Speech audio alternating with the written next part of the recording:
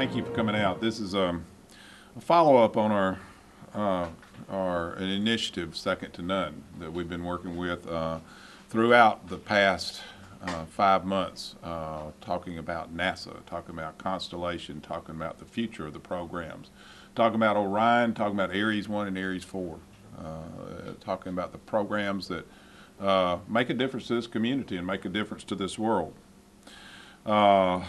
We have, over the past week, I've talked to numerous NASA employees, generational NASA employees, people whose fathers work for NASA, people who now they work for NASA, and each of them are concerned about their future, about the future of the space program, about the future of the country and where we're going with that program today.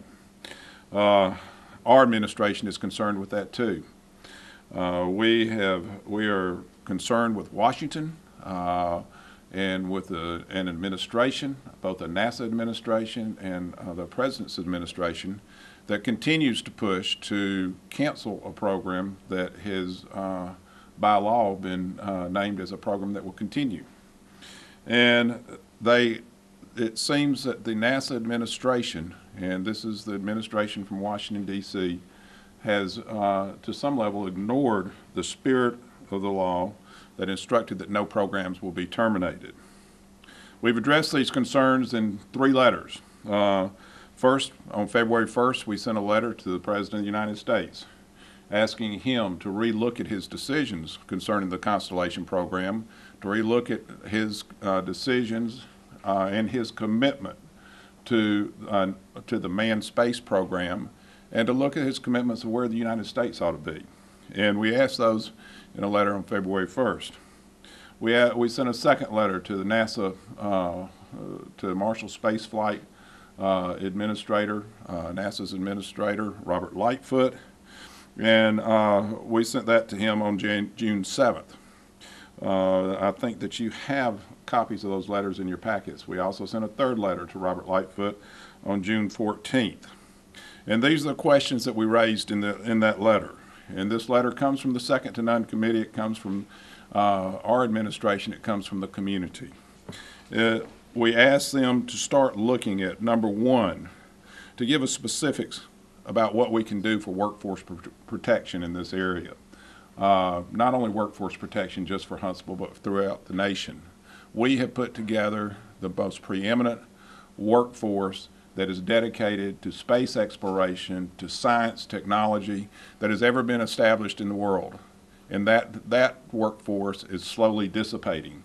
And we're looking at workforce protection. How can we protect that workforce? How can we keep it intact so that at the day that we do decide that we need to go into space, that we have a workforce there that can do it? Number two, we need details about NASA's future and their future spend plans and their future appropriations. We have workers here, and there are workers throughout the United States who wonder about their future and should they stay in the industry or should they move from that industry. Number three, we asked that Marshall Space Flight Center remain as a relevant agency. How can we make sure that Marshall Space Flight Center remain as a relevant agency with a mission, with an actual mission? When NASA Administrator Golden was here and spoke to the United Negro College Fund presentation, he talked about talking to employees out at NASA, and those employees saying, he was telling them, I'll keep you a job, and those employees saying, I don't want just a job, I want a mission, I want something that I can do. How can we make sure that that happens today? We feel that the decisions made by the NASA administration in Washington and the President's administration is ill-timed and it's ill-conceived. It is not a good decision for our area. And I want to say something. Robert Lightfoot and the NASA administration locally have responded to our letters. They have responded to us. They said that their number one priority is protection of the workforce, and that their number one priority is making sure that we have a mission here. And they said that they will respond to us in time. We will be meeting within the next couple of weeks to talk about that mission and how we are going to protect that workforce.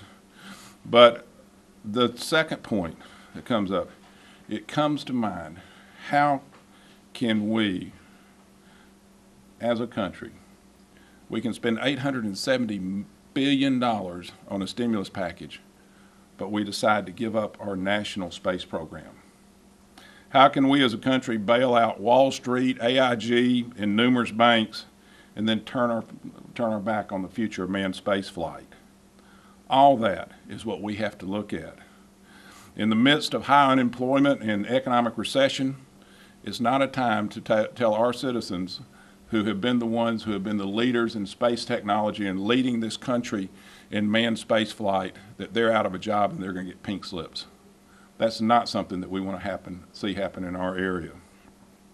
We're asking our congressional delegation to meet with the NASA administrator in Washington, D.C., and express our concerns to them at this time. We are asking our congressional delegation to impress upon the administration the ill-conceived idea that we go beyond the spirit of the law and try to shut down a program that has been mandated and legislated that it will follow through.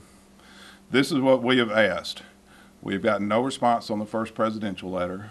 We've had 2 responses from Marshall Space Flight Center on the letters that we sent, working with our workforce.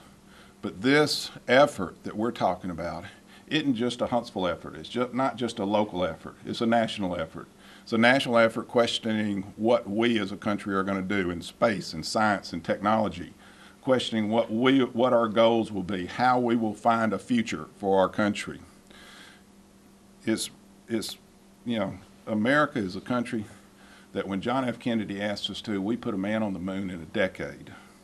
Right now, less than a decade, right now, we are a country that is boldly going nowhere in our space program, and we have got to go forward. We do this today to tell you this is where we are with our second to none program. We do this today to let you know that there has been communication with NASA, with the NASA administration, and we do this today to let you know that this is a very important issue that is coming to a forefront right now in our community. And it's one that's going to affect our citizens on a daily basis. It's going to affect our citizens' jobs. It's going to affect our citizens' mission. It's going to affect what we do as a community and what we do as a country. So I'll leave it there and open it to questions.